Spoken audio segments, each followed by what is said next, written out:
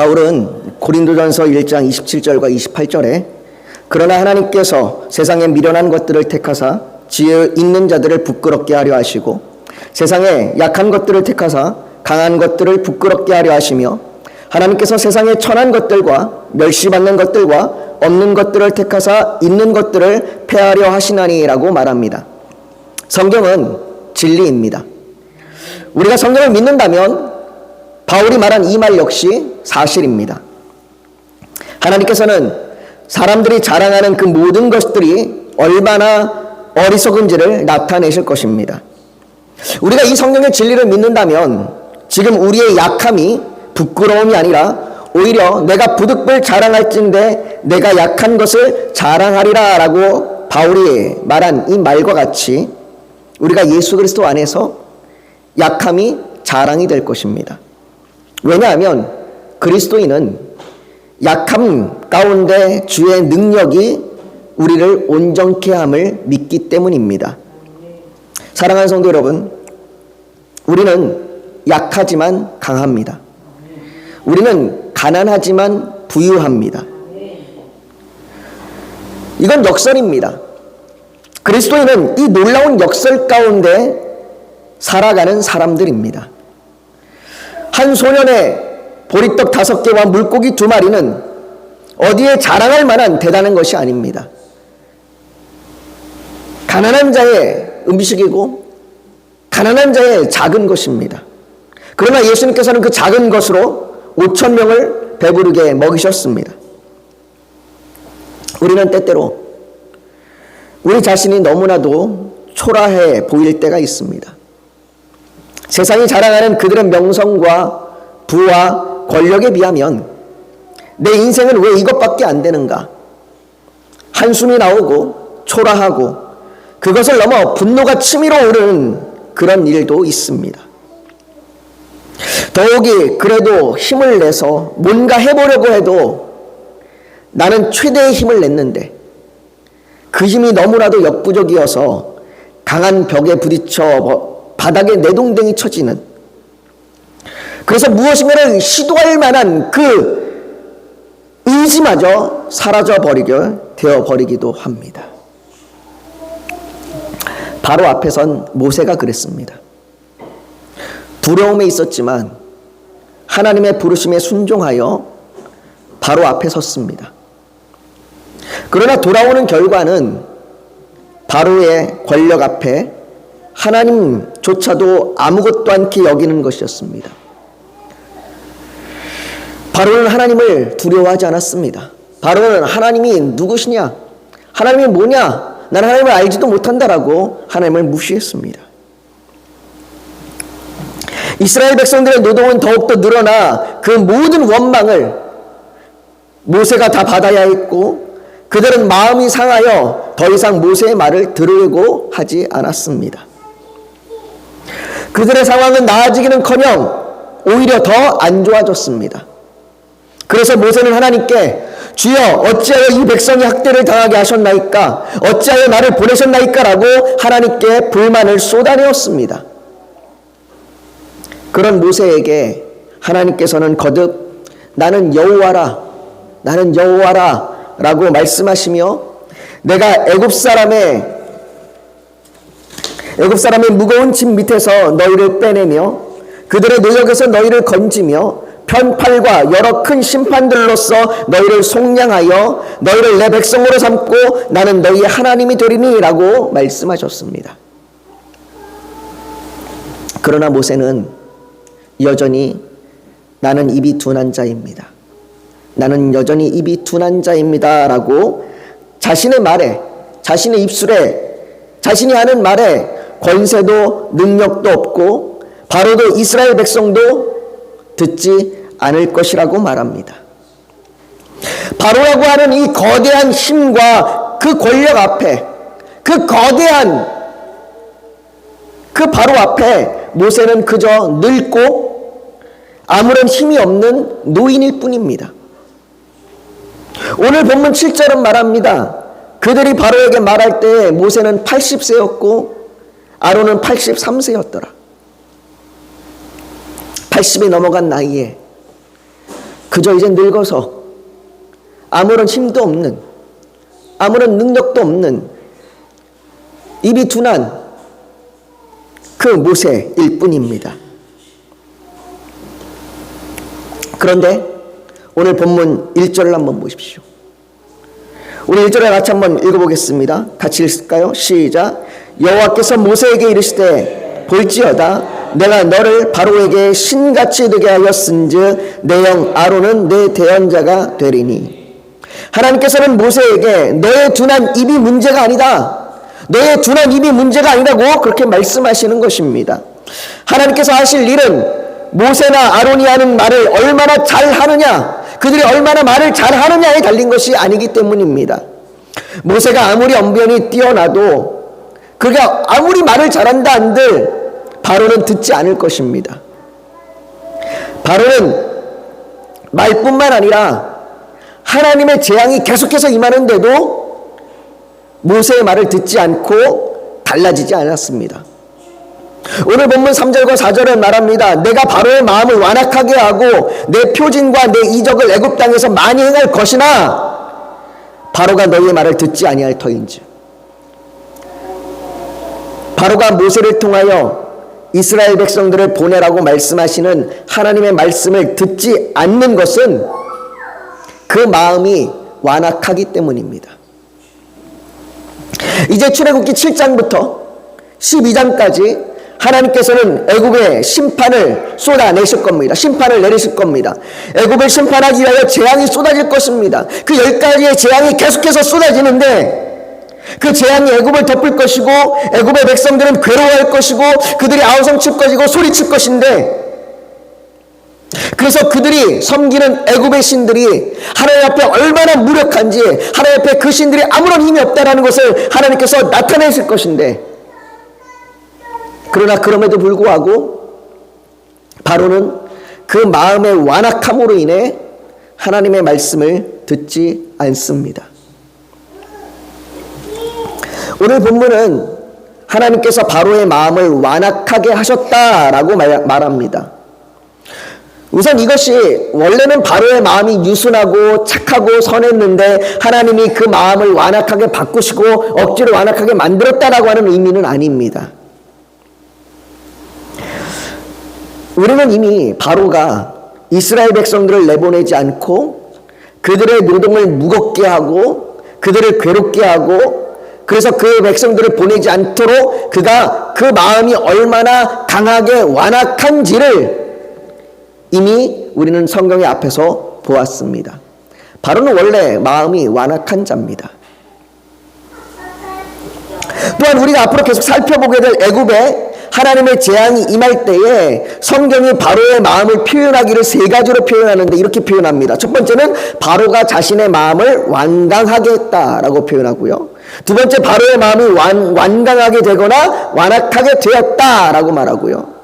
그리고 세 번째로 하나님이 바로의 마음을 완악하게 하셨다라고 그렇게 표현하면서 바로가 원래 마음이 완악하였고 그 완악한 마음을 가지고 있었고 그와 더불어 하나님께서 애굽의 재앙을 더욱더 지속시키기 위하여 애굽의 재앙을 10가지의 재앙을 계속해서 내리시기 위하여 그들을 심판하기 위하여 그의 마음을 더욱 완악하게 하셨다라고 그렇게 말합니다.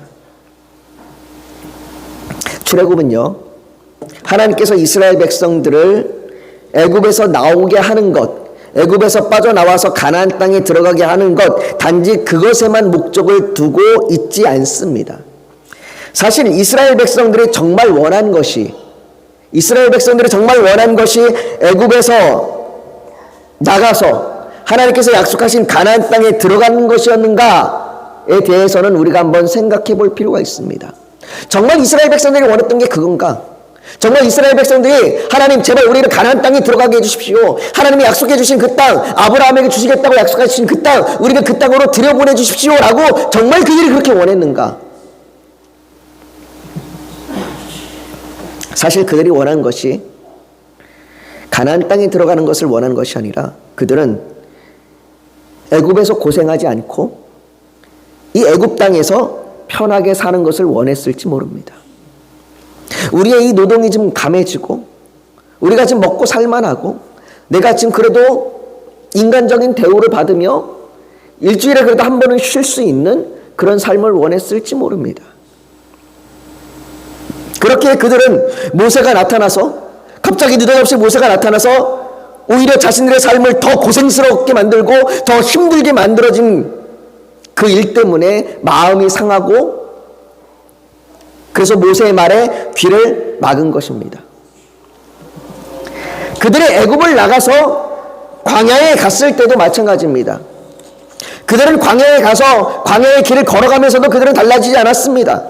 그들이 광야에 있을 때 이렇게 얘기합니다. 우리가 애굽에 있을 때에는 값없이 생선과 오이와 참외와 부추와 파와 마늘들을 먹은 것이 생각나거늘 그들은 끊임없이 애굽에 있었던 때를 생각합니다. 아, 그때가 좋았는데, 아, 그때가 괜찮았는데, 그때 노동이 좀 심하고 우리가 일을 좀 많이 하긴 했지만 그래도 그때는 먹을 거 걱정 없이 살았는데 그때가 더 나았는데라고 그들은 끊임없이 그때를 생각합니다.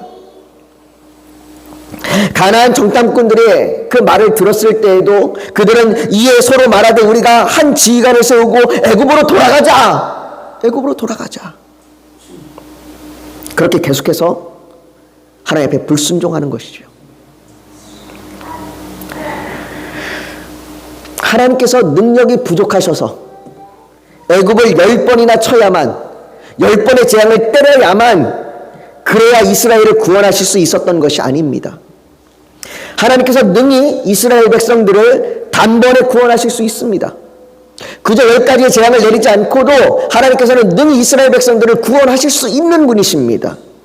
그러나 하나님께서 계속해서 애굽의 재앙을 내리시고 그 재앙이 쏟아지는 동안 바로의 마음이 완악하게 하신 것은 하나님을 알기 원하시기 때문입니다.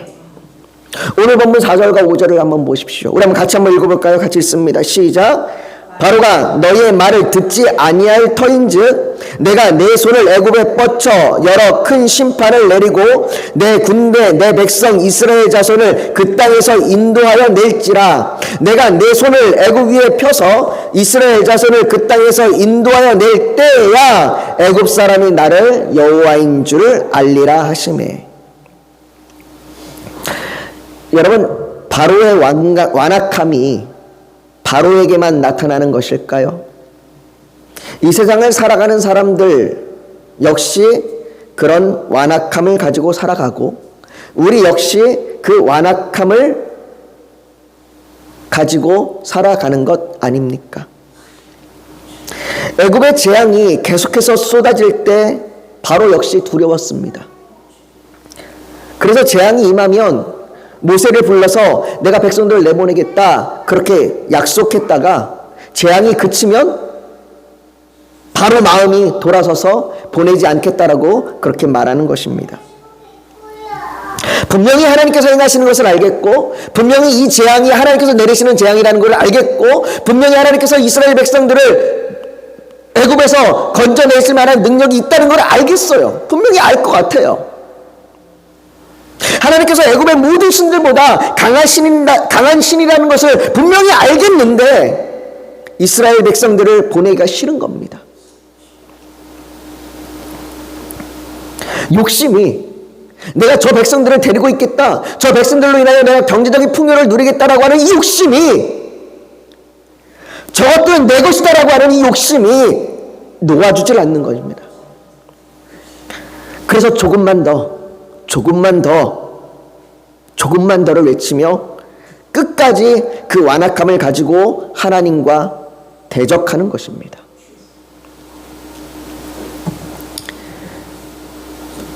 이거 이 세상을 살아가는 사람들도 마찬가지예요.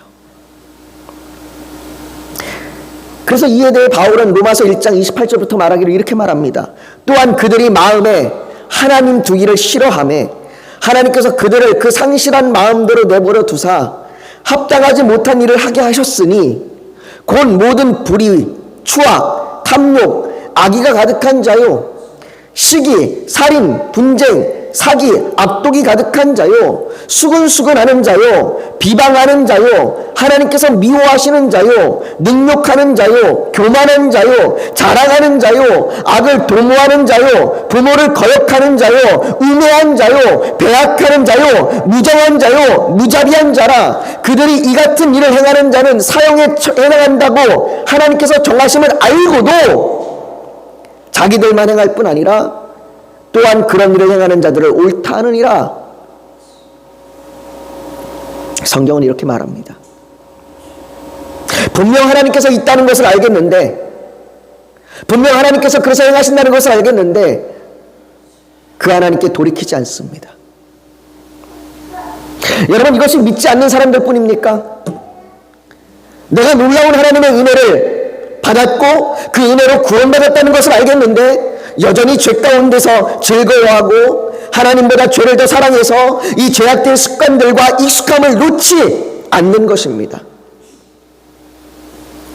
이제는 용서해야 된다는 것을 알겠고 이해하고 받아들이고 용납해야 한다는 것을 알겠는데 내 마음이 그것을 놓지 못해서 끝까지 붙들고 있는, 분명 이것이 하나님께서 미워하신다는 것을 알면서도 여전히 마음의 완악함을 놓지 못하는 우리가 아닙니까? 어쩔 수 없다고.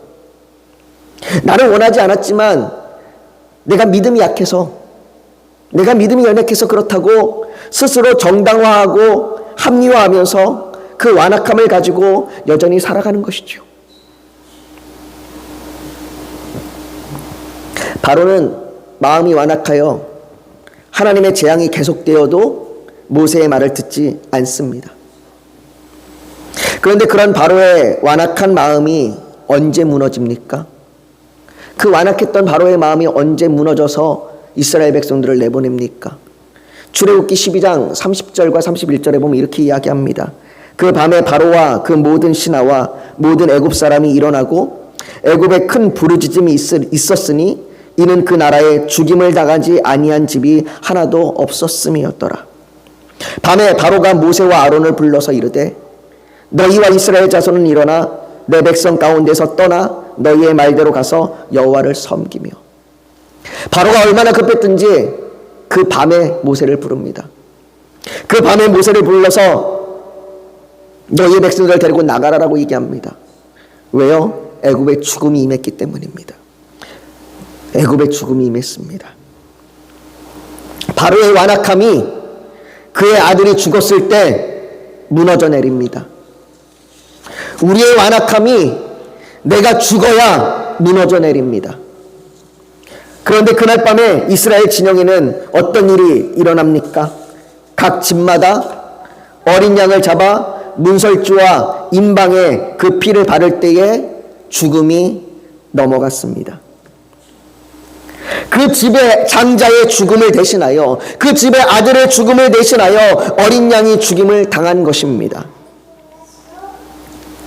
어떻게 하면 고생을 덜할까? 어떻게 하면 편하게 살까만 생각하며 자신들이 당하는 고난 때문에 모세를 원망하고 하나님을 원망했던 이스라엘 백성에게 하나님께서 그들을 내 백성이라고 칭하시고 그들의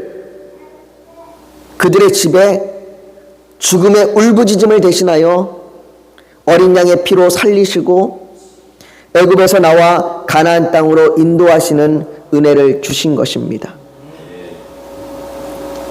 그러니까 이스라엘의 출애굽은 마땅히 구원받을 자격이 있는 자가 구원받은 것이 아니라 애굽을 벌하시고 재앙을 내리시며 심판하시는 그 하나님께서 그분의 백성에게 은혜를 베푸사 그들을 구원하심을 보는 것입니다.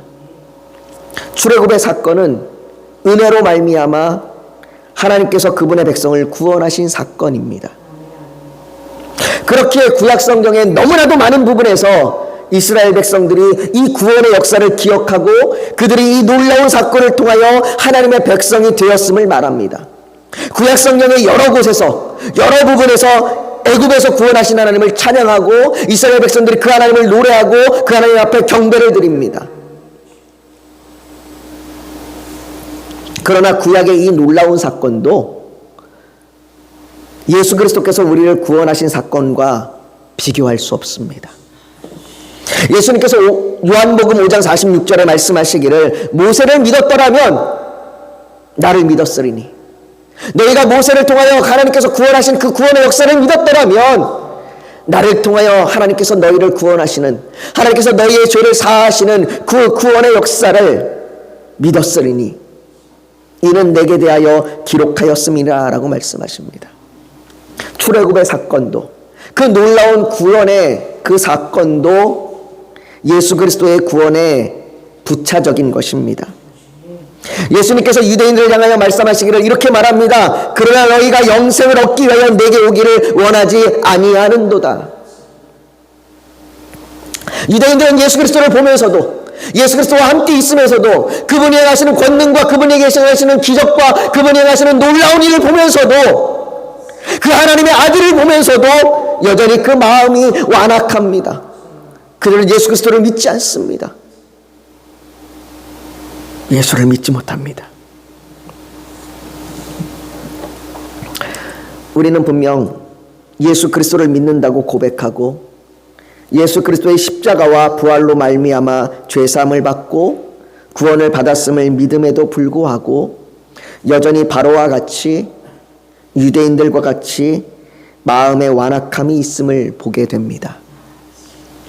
그래서 죄인 줄 알면서도 그 길에서 돌이키지 못하고 여전히 그 죄를 사랑하고 자신이 죄를 질 수밖에 없고 하나님을 사랑하지 못하고 이웃을 사랑하지 못하는 것에 대하여 합리화하고 스스로조차도 속이면서 그렇게 살아갑니다. 어쩌면 그렇게 우리는 사망의 문 앞에 있을지 모릅니다.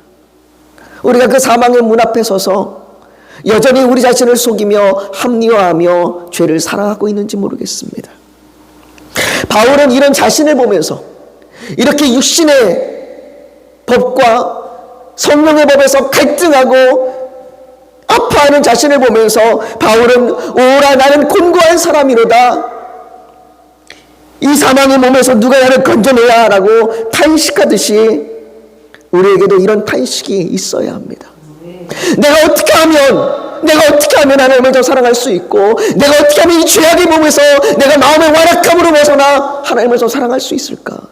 어찌하여 나는 여전히 나를 합리화하고 여전히 나는 왜 나를 왜요 스스로 속이고 있는가? 어떻게 하면 내가 이 사망의 문 앞에서 벗어날 수 있고, 어떻게 하면 내가 이 사망의 몸에서 벗어날 수 있는가? 우리에게도 이 탄식이 있어야 합니다. 그렇다면 우리가 어떻게 구원받았고 믿는다고 고백하는 내가 마음의 완악함으로 계속해서 죄를 사랑하지 않고 이제는 온 마음과 뜻과 힘을 다해 하나님을 사랑하고 이웃을 사랑할 수 있습니까? 바울은 자신의 곤고함, 이 사망의 몸에서 어떻게 누가 나를 건져내랴 이렇게 탄식한 후에 로마서 8장 1절과 2절에 고백하기를 이렇게 고백합니다. 우리 한번 같이 읽어볼까요? 시작. 그러므로 이제 예수 그리스도 결코 정죄함이 없나니 이는 그리스도 예수 안에 있는 생명의 성령의 법이 죄와 사망의 법에서 너를 해방하였음이니라.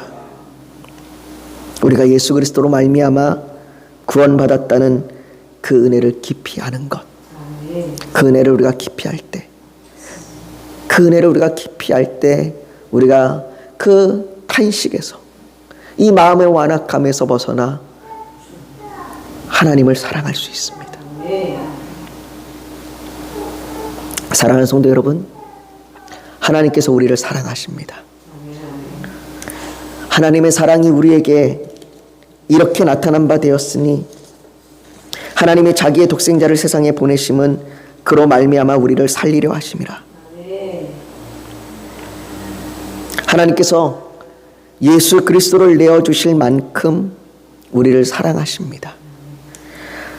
하나님께서 그 독생자를 내어주실 만큼 우리를 사랑하십니다. 이것이 놀라운 진리입니다. 이 놀라운 사랑으로 마음의 완악함이 아닌 하나님을 사랑하고 이웃을 사랑하는 삶을 살아가는 저와 여러분이 되시기를 예수님의 이름으로 축복합니다. 우리 시간 자그치 좀 기도했으면 좋겠습니다. 근데 여러분, 바로의 완악함을 보면서 그 바로의 완악함이 여전히 우리 안에 있음을 우리는 발견합니다. 우리가 구원받았다고 말하고 우리가 하나님의 자녀라고 말하면서도 여전히 마음이 완악해서 하나님을 사랑하지 않고 이웃을 사랑하지 않고 스스로 죄인의 길로 가면서도 스스로 속이고 합당하고 정당히 하는 우리의 마음의 완악함을 봅니다. 우리가 이 마음의 완악함을 바라보며 탄식하길 원합니다. 이 사망의 몸에서 누가 건져낼까? 그러나 그 탄식 뒤에 우리는 기억해야 합니다. 하나님께서 우리를 사랑하시는 그 은혜로 말미암아, 하나님이 우리를 구원하시는 그 은혜로 말미암아, 그 아들 예수 그리스도를 내어주시는 그 은혜로 말미암아 내가 구원받았음을, 그래서 이제는 내가 그 사망의 몸에서 벗어나 하나님의 놀라운 하나님의 백성으로 하나님을 사랑하고 이웃을 사랑할 수 있음을 고백해야 합니다. 그래서 우리가 이 시간 주님 앞에 기도하기를, 하나님, 내가 그 하나님의 사랑을 더욱더 알게 하여 주시옵소서. 내가 그래서 그 마음의 완악함이 아닌 그 놀라운 하나님의 은혜로 말미암아 하나님을 사랑하고 이웃을 사랑하는 삶을 살아가게 하여 주시옵소서. 이 아침 우리가 그렇게 고백하고 결단하며 나아가기를 간절히 원합니다. 우리 지금 같이 그렇게 합심하여 기도하며 나아갑니다. 같이 기도하겠습니다. 여러분 잠시 고개 숙여서 묵상하기를 원합니다. 오늘 하나님 앞에 나의 마음의 완악함을 용서해 주시고 내가 하나님의 사랑을 더 알게 하여 주시옵소서. 그래서 내가 내 평생 사는 동안에 하나님을 사랑합니다. 하나님을 사랑합니다. 그렇게 이 하나님을 사랑하고 이웃을 사랑하는 자로 살아가게 하여 주시옵소서. 내게 그 하나님의 사랑을 더 알게 하여 주시옵소서. 그렇게 고백하고 결단하는 그 결단이 있다면 가슴에 손을 얹어서 하나님 앞에 표현하시길 원합니다. 또 오늘 예배를 드리러 나오면서 기도의 제목 소원이 있어서 주님께 맡기기를 원하신다면 손을 포개어 얹기를 원합니다. 육신이 연약하면 연약한 곳에 믿음으로 손을 얹으십시오. 오늘 하나님께서 성령으로 우리 사이를 운행하시며 우리를 만지시고 치료하여 주실 줄 믿습니다. 거룩하신 아버지 하나님, 하나님을 사랑합니다. 하나님을 사랑합니다. 아버지, 우리가 이렇게 매일 고백해도 여전히 우리의 죄악 가운데 우리의 마음의 완악함을 봅니다. 아버지, 이 사망의 몸에서 누가 우리를 건져낼 수 있습니까? 누가 우리를 이 마음의 완악함에서 건져낼 수 있습니까? 하나님의 사랑을 우리가 더 깊이 할 때에 그 하나님의 사랑이 우리를 건져낼 수 있습니다. 하나님이 우리를 사랑하십니다. 하나님이 우리를 사랑하십니다. 그 하나님의 사랑을 더 깊이 깨달아서, 더 깊이 알아서 그 사랑을 말미암아 우리가 하나님을 사랑하고 이웃을 사랑하게 하여 주시옵소서. 이 아침 그렇게 결단하며 가슴에 손을 얹었습니다. 아버지 하나님, 우리의 이 고백 가운데 함께 하여 주시고 이 고백을 붙들어 주셔서 우리가 예수 그리스도로 충만하게, 성령으로 충만하게 살아가게 하여 주시옵소서. 그 말할 수 없는 한량 없는 그 은혜가 우리 가운데 가득하게 하여 주시옵소서. 정말로 은혜 위에 은혜가 가득하게 하여 주시옵소서. 아버지, 또한 우리의 간절한 기도의 제목, 마음의 소원이 있습니다. 아버지 하나님, 우리가 주의 뜻대로 살기를 간절히 소망하고 하나님의 선이 우리 가운데 있기를 간절히 소망하고 우리의 염려와 근심으로 살아가는 것이 아니라 하나님의 붙드심 가운데 살아가기를 열망하며 주 앞에 간절히 구합니다. 주여, 우리의 기도를 들어주시고 우리를 붙들어 주시옵소서. 또한 우리의 병든 육체를 치료하여 주시옵소서. 우리의 고통 중에서 우리를 건져내어 주시옵시고 우리의 질병으로 인하여 우리가 상심하고 낙심하지 않도록 우리를 붙들어 주시옵소서. 하나님께서 우리를 치료해 주시고 고쳐주실 줄 믿습니다. 그 하나님의 놀라운 기적을 보게 하여 주시옵소서. 모든 것 주 앞에 올려드리며 예수님의 이름으로 기도하옵나이다. 아멘.